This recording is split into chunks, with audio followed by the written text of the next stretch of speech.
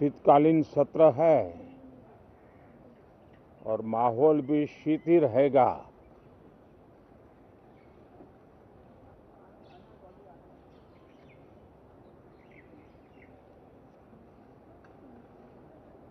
दो 2024 का ये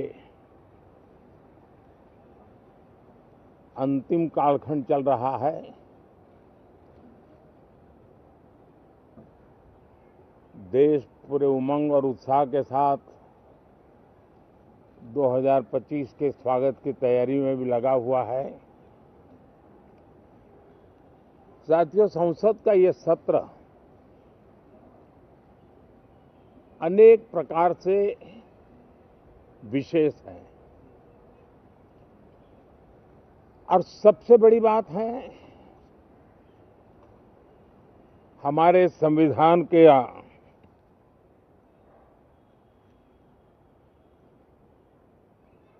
75 साल की यात्रा, 75वें साल में उसका प्रवेश, ये अपने आप में लोकतंत्र के लिए एक बहुत ही उज्जवल अवसर है। और कल संविधान सदन में सब मिलकर के इस संविधान के 75वें वर्ष की उसके उत्सव की मिलकर के शुरुआत करेंगे।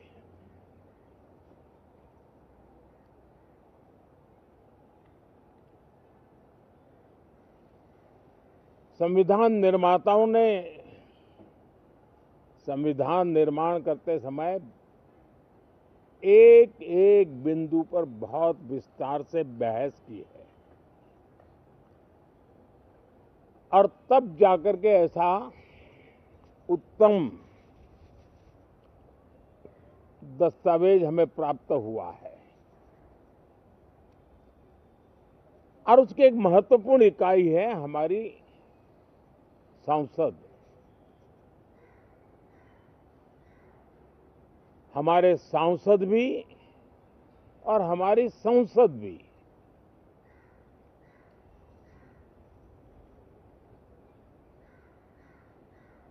पार्लियामेंट में स्वस्थ चर्चा हो, ज्यादा से ज्यादा लोग चर्चा में अपना योगदान दें। दुर्भाग्य से कुछ लोगों ने अपने राजनीतिक स्वार्थ के लिए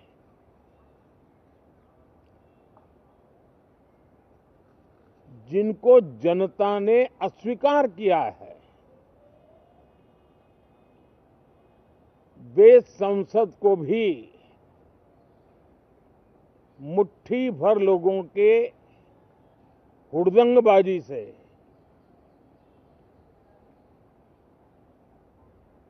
कंट्रोल करने का लगातार प्रयास कर रहे हैं। उनका अपना मकसद तो संसद की गतिविधि को रोकने से ज्यादा सफल नहीं होता है और देश की जनता उनके सारे व्यवहारों को काउंट करती है और जब समय आता है तो सजा भी देती है। लेकिन सबसे ज्यादा पीड़ा की बात यह है कि जो नए सांसद होते हैं, नए विचार, नई ऊर्जा लेकर के आते हैं और ये किसी एक दल में नहीं, सभी दल में आते हैं। उनके अधिकारों को कुछ लोग दबोच देते हैं। सदन में बोलने का उनको अवसर तक नहीं मिलता है।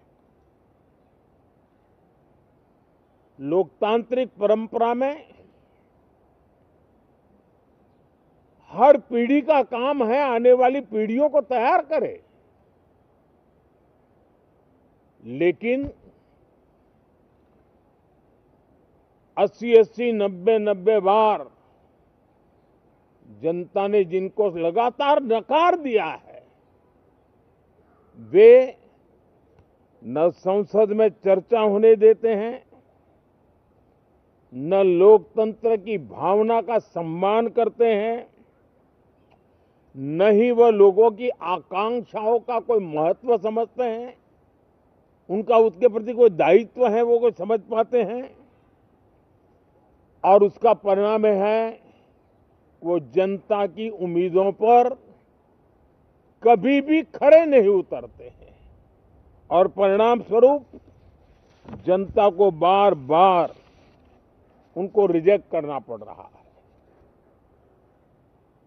साथियों, ये सदन लोकतंत्र की 2024 के पार्लियामेंट के चुनाव के बाद देश की जनता को अपने अपने राज्यों में कुछ स्थानों पर अपनी भावना, अपने विचार, अपनी अपेक्षाएं प्रकट करने का अवसर मिला है। उसमें भी 2024 के लोकसभा के चुनाव के नतीजों को और अधिक ताकत दी गई है राज्यों के द्वारा, और अधिक बल प्रदान किया गया है, और अधिक समर्थन का व्याप बढ़ा है। और लोकतंत्र की यह शर्त है कि हम जनता जनार्दन की भावनाओं का आदर करें, उनकी आशा अपेक्षाओं पर खरा उतरने के लिए दिन रात मेहनत करें। मैं बार बार खास करके विपक्ष के साथियों से आग्रह करता रहा हूं, और कुछ विपक्ष बहुत जिम्मेदारी से व्यवहार करते भी हैं। उनकी भी इच्छा रहती है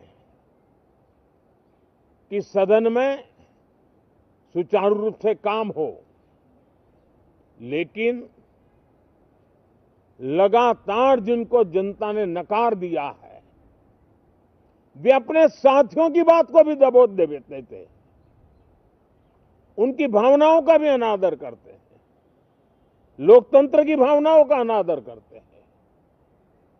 मैं आशा करता हूं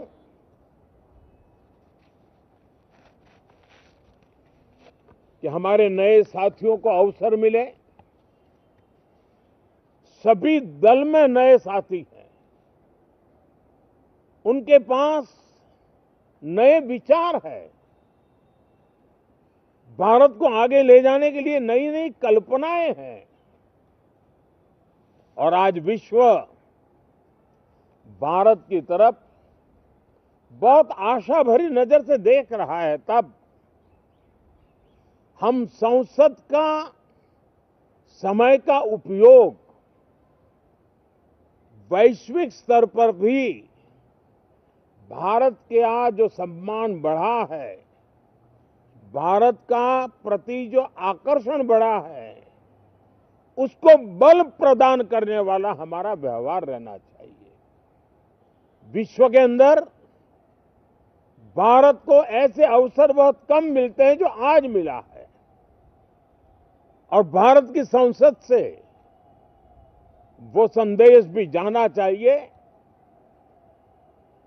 कि भारत के मतदाता, उनका लोकतंत्र के प्रति समर्पण, उनका संविधान के प्रति समर्पण, उनका संसदीय कार्य पद्धति पर विश्वास, संसद में बैठे हुए हम सबको जनता जनार्दन की इन भावनाओं पर खरा उतरना ही पड़ेगा। और समय की मांग है, हम अब तक जितना समय गंवा चुके हैं, उसका थोड़ा पश्चाताप करें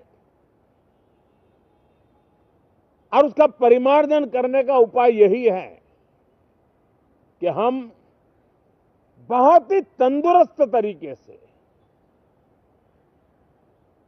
हर विषय के अनेक पहलुओं को संसद भवन में हम उजागर करें। आने वाली पीढ़ियां भी पढ़ेगी उसको, उसमें से प्रेरणा लेगी।